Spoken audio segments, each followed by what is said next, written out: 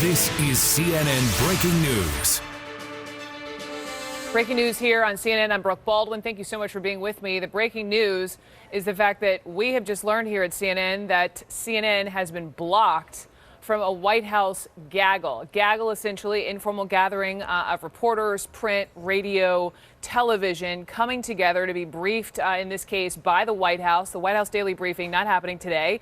And traditionally, and you've seen the pictures, lots of reporters are included in that. This is so incredibly significant because this has never happened in this administration. Not only is CNN blocked, other organizations blocked, the New York Times, the LA Times, and Politico. Apparently, the White House Correspondents Association is protesting. And as we're getting more information, just a little bit of context, as we've been taking CPAC, this conservative conference in Washington, D.C., we heard from the president this morning, and he doubled down on his tweet from just a couple of days ago, essentially saying the media is the enemy of the American people. His chief strategist this time yesterday calling the media the opposition party over and over.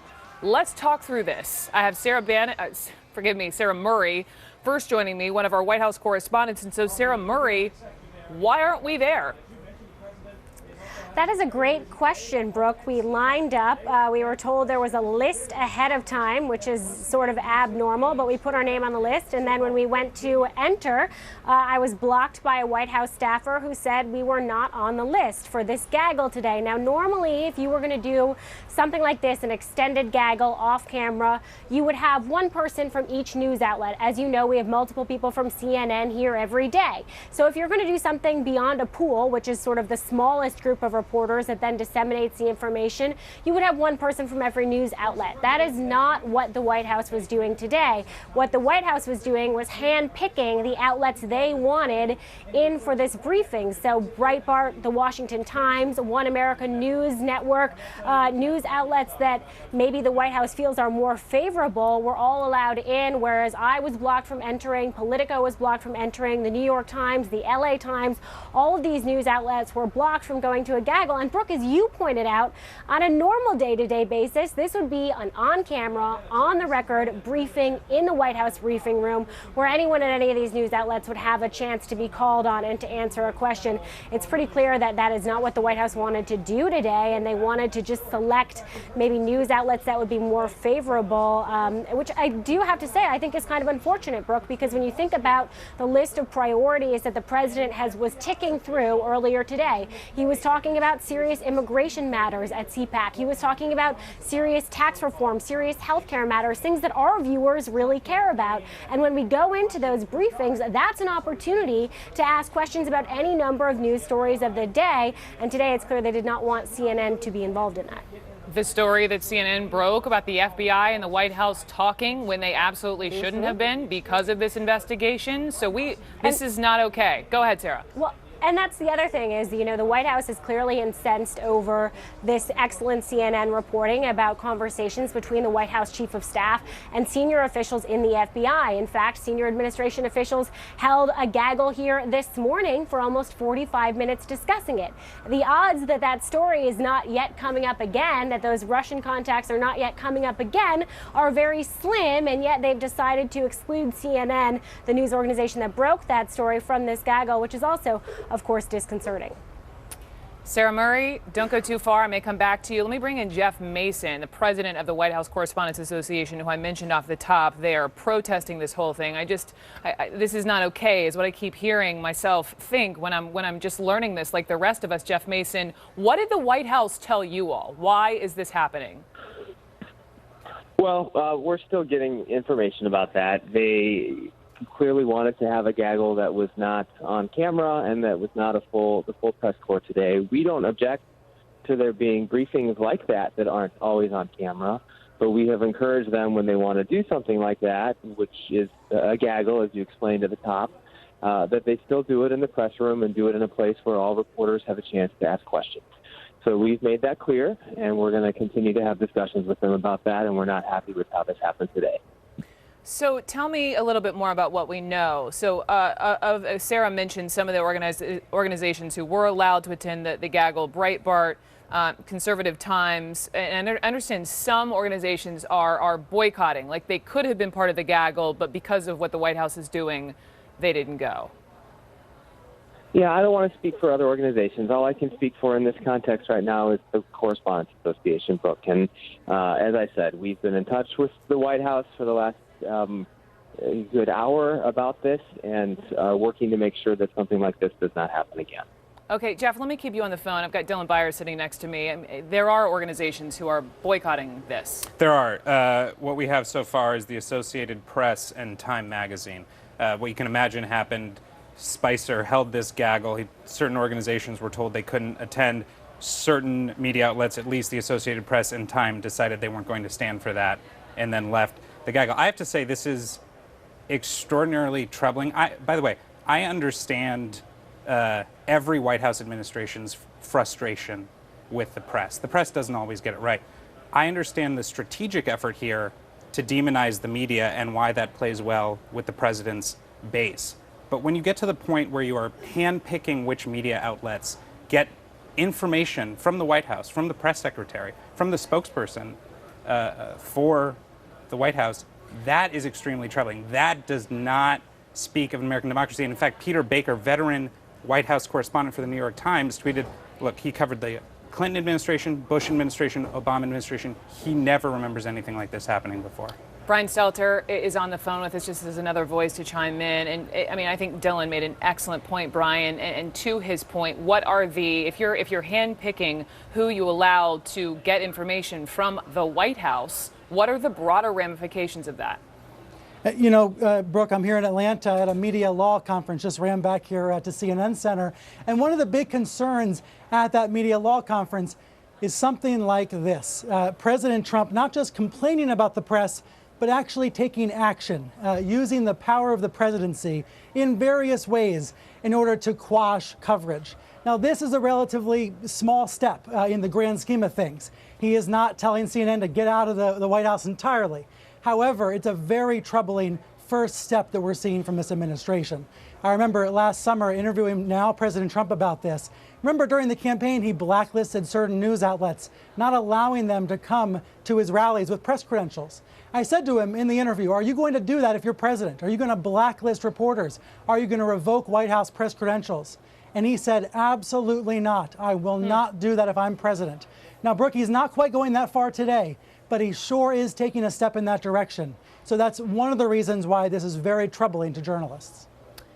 Brian, stand by. Jeff Zeleny is our senior White House correspondent, and Jeff is normally the one who's sitting there asking the questions of Sean Spicer. This is normally when we see, I mean, the room, if anything, has expanded, which by the way, I think it's a great thing. They brought in the Skype seats, local reporters and anchors across the country who never before had gotten an opportunity to talk to the White House in this manner. But now we learn, Jeff, this news that CNN was blocked in addition with other organizations. What do you make of this? Well, Brooke, I think that this is just something that is, the continuation of what this Trump presidency, this Trump administration, how it views the media. The president has long benefited from having an opponent. For so many months, it was his Republican rivals, and then it was Hillary Clinton, of course. And now I was at the CPAC conference this morning. It's very clear that he now is following his chief strategist's advice, Steve Bannon, in making the media the opposition party here. But I think Brian is right in the sense that we not hyperventilate over this. Yes, it is unacceptable in every form to not be allowed into a briefing, but it is also not like people are being thrown out of the room at this point. Interestingly, we are still getting to the bottom of this. Yesterday at the end of the briefing, as I was sitting there in the room, Sean Spicer indicated that there may not be an on-camera briefing today. That was done, a decision made long before our CNN latest reporting agitated this White House. It was largely going to be done, I was told, because they wanted the president's CPAC speech to sort of speak for itself. And that is not all that unusual. There's not a press briefing every day. It happens most days, but if the president is holding a press conference or if he's giving a big speech, it is not required for them to have a briefing every day. But the White House clearly wants to get its point across on this FBI story that we have been doing reporting on, and they clearly are upset at this, and these other news organizations are protesting because there was a blockage here. So this is we'll have to see how serious this goes, if there are more ramifications from this. But look, the White House does not mind this fight. That's what we should keep in mind. The White House, in some respects, the president wants this fight. It fires up his base to a large degree. The president today speaking at CPAC, this is when I mentioned a moment ago, right? He had tweeted a couple of days ago, and then he doubled down on this notion that he thinks that the media is the enemy of the American people. Here he was. A few days ago, I called the fake news the enemy of the people, and they are. They are the enemy of the people. Because they have no sources, they just make them up when there are none. They're very dishonest people. In fact, in covering my comments, the dishonest media did not explain that I called the fake news the enemy of the people, the fake news. They dropped off the word fake. And all of a sudden, the story became the media is the enemy. They take the word fake out. And now I'm saying, oh, no, this is no good. But that's the way they are. So I'm not against the media. I'm not against the press. I don't mind bad stories if I deserve them. And I tell you, I love good stories. So, Dylan, let me just turn you out of what the president said this morning. And listen, he's been saying this over and over, even before he became president. But, you know, again, you look at the latest numbers, the CBS News poll or the Quinnipiac poll on the president's approval versus disapproval. And it's approximately, it's like hovering around 38% approval. Right. So to me, the American people are speaking in terms of trust and distrust for the president, no? Well, right, and there's even a more significant number, which is who do you trust more? Do you trust President Trump more, or do you trust the media more? Among Republicans, the number is overwhelmingly in favor of Donald Trump. Everyone else, it's in favor of the media. It's 52% trust the media more than Donald Trump versus 37% of American voters trust Donald Trump more than the media. When you start getting into Democrats, of course, younger voters, the numbers skyrocket in favor of the media. This is a winning strategy among the base. It is a losing strategy overall. And I think, to Jeff's point, it's absolutely right that we should not hyperventilate over this. We're still trying to figure out all the details of what happened.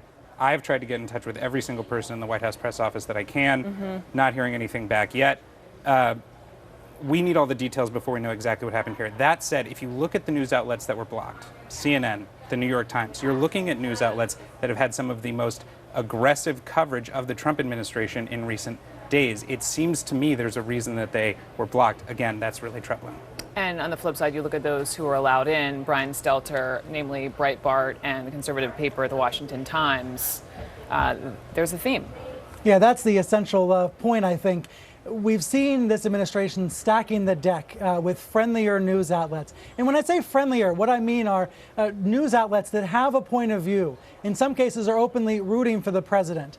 We don't see CNN or the New York Times rooting for any president, whether a Democrat or Republican. But the Breitbarts of the world, they do root for candidates and root for presidents. There's not anything necessarily wrong with that. It's a point of view form of journalism. But what we've seen is this administration taking a lot of questions from conservative outlets, from friendlier outlets, and that's a way of stacking the deck in order to have more favorable coverage. I wanted to mention one of the outlets that was invited into this briefing to give our viewers some perspective. CNN right now has about 1 million people watching, sometimes more, sometimes less.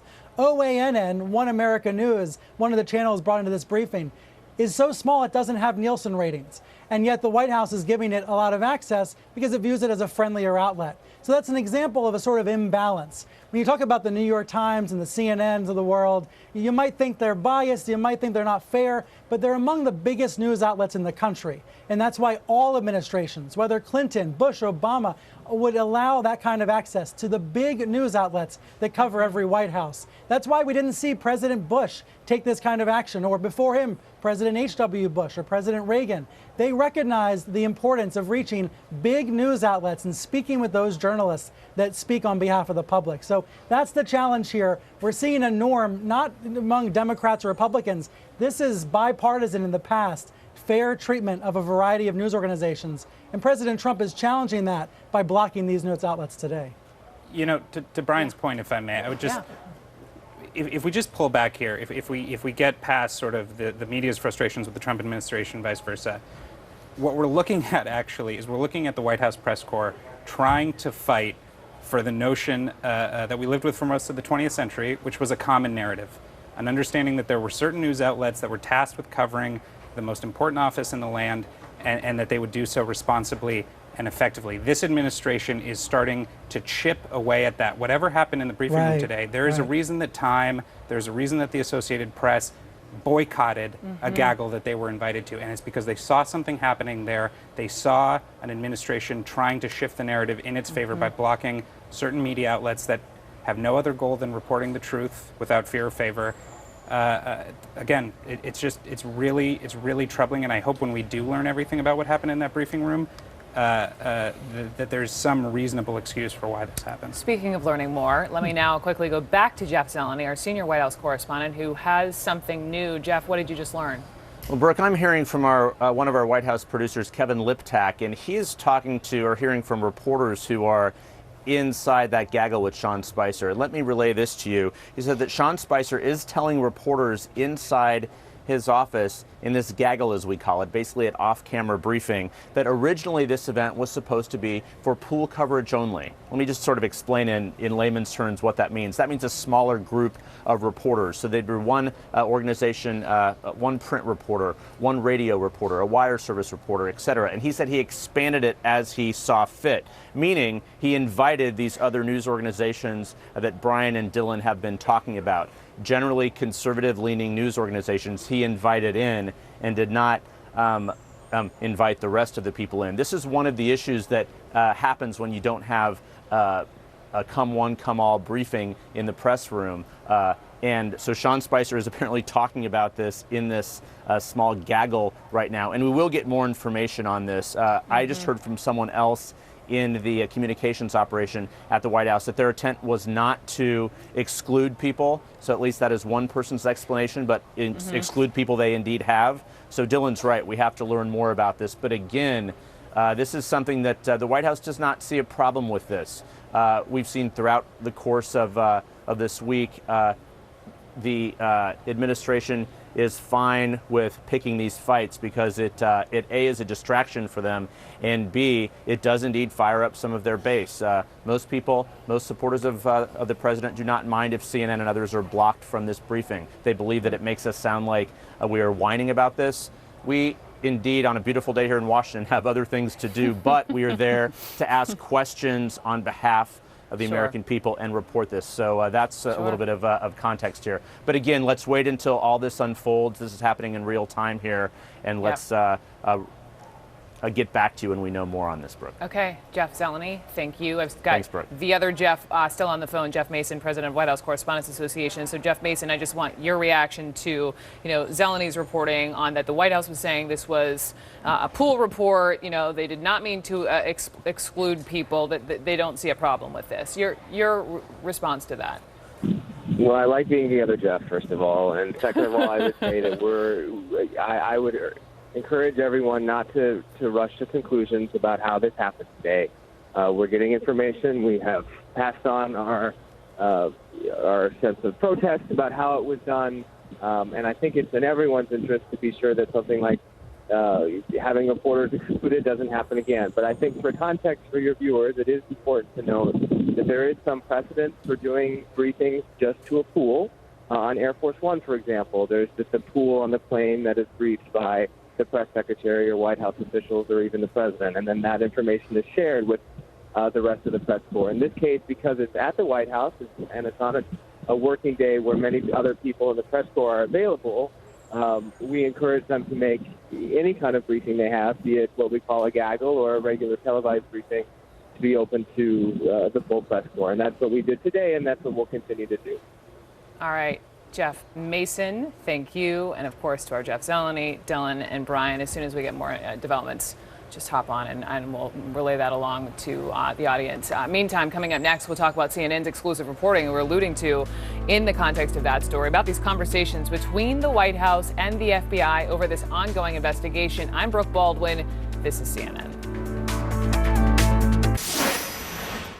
Welcome back. You're watching CNN. I'm Brooke Baldwin. President Trump is once again slamming the intelligence community, but this time he's focusing in on the FBI. His criticism comes after CNN first reported that the FBI rejected a request from the White House to publicly refute media reports about the Trump campaign's ties to Russia. So Pamela Brown's working this for us. She's one of our justice correspondents, part of the team that broke this exclusive story wide open. So, Pamela, what have you learned?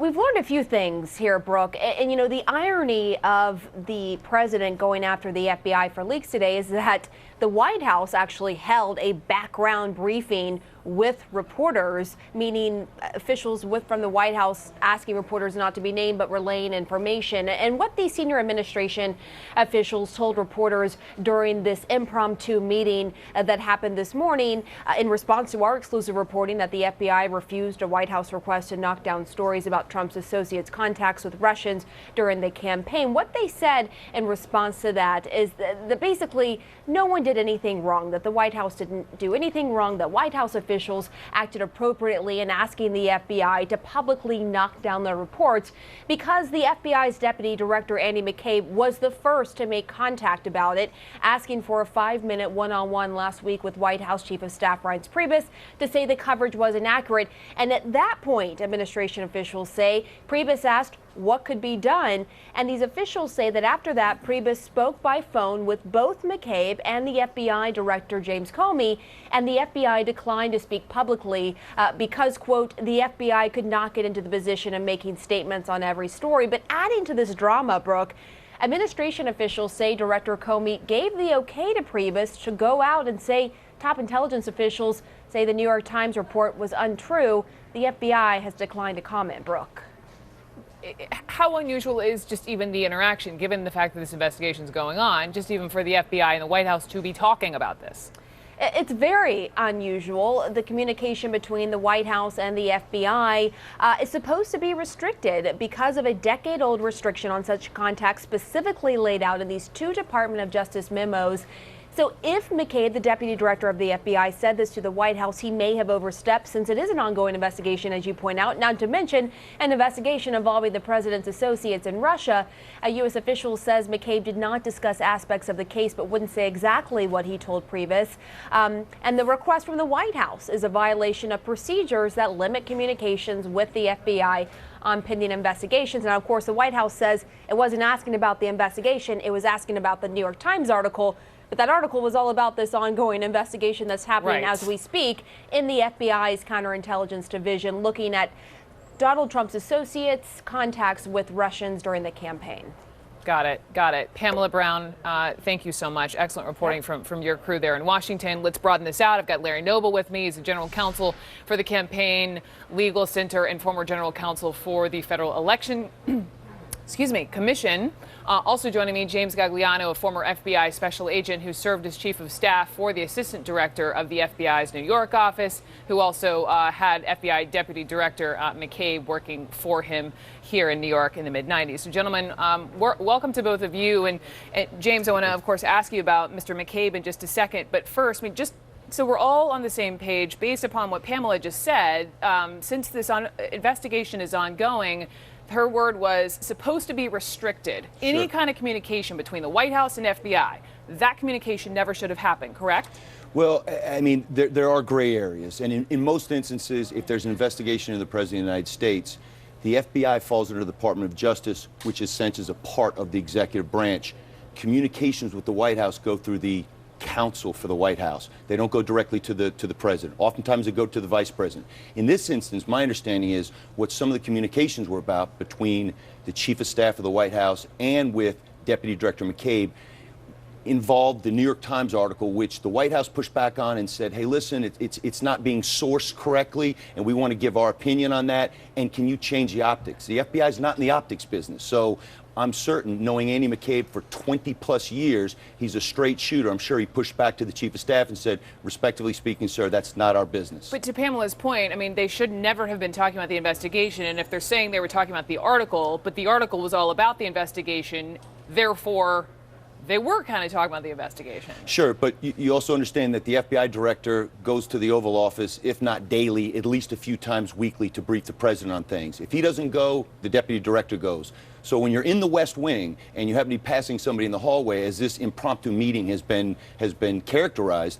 I don't think it's outside the realm of responsible behavior to have a conversation and say, sir, we can't get into that. Okay, I want to come back to you on Deputy Director McCabe and you know, did he overstep or not? But Larry, let me just ask you, because the president has tweeted about this, and in tweeting about it, sort of acknowledging that it happened, but comes down on the leaks. He tweets, quote, "The FBI is totally unable to stop the national security, quote, leakers that have permeated our government for a long time. They can't even find the leakers within the FBI itself. Classified information is being given to media that could have a devastating effect on the U.S." So he's fixating, Larry, I want you to just respond to the fact that what he's fixating on is the leak. Right, and that's the wrong thing for him to be fixating on. You know, obviously the president does have a concern if there are leaks going on, and every president has had concerns about leaks out of the White House or out of other agencies. But that is not the problem. The problem is that the White House asked the FBI to make a statement about an ongoing investigation. And there's also a problem now, depending on whether the White House is being accurate about what happened. I think there is a problem if McCabe from the White House, from the FBI, told the White House that the New York Times report was overblown. Because, as you noted, the New York Times report was about the investigation, and that is telling the White House that what the New York Times said was not accurate, which means they think that the investigation is not hasn't shown what the New York Times said. Now, I have to repeat, this is coming from the White House at this point. So, it's not clear, because the FBI is not saying anything, it's not clear exactly what was said. But the FBI should not be talking to the White House about an ongoing investigation that involves people in the White House and campaign people. I think that's just wrong. There's a long-standing prohibition on that. And there's a reason for the prohibition, because the FBI has to be seen as non-political in these situations. And it does, as it's done now, it drags the FBI into looking political. So let me just turn to you to defend your friend, but also the question being, if the White House has been leaking like a spaghetti strainer, why would the deputy director of the FBI do something that, according to Larry, was overstepping and seemingly unethical?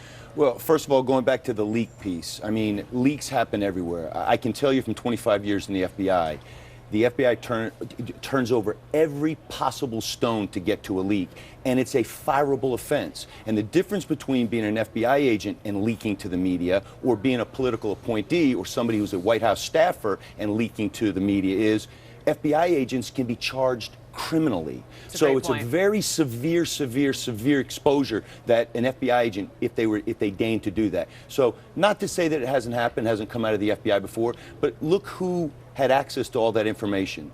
The FBI has 12,000 employees. The Department of Justice is even bigger than that. And then all the White House staffers. You have some of the Obama administration holdovers that were there, and some of the new Trump administration personnel coming in that had exposure to that information. My speculation on this is I don't believe it came out of the FBI. Okay, James Gagliano, thank you so much as always. Larry Noble, thank you as well. Thank you.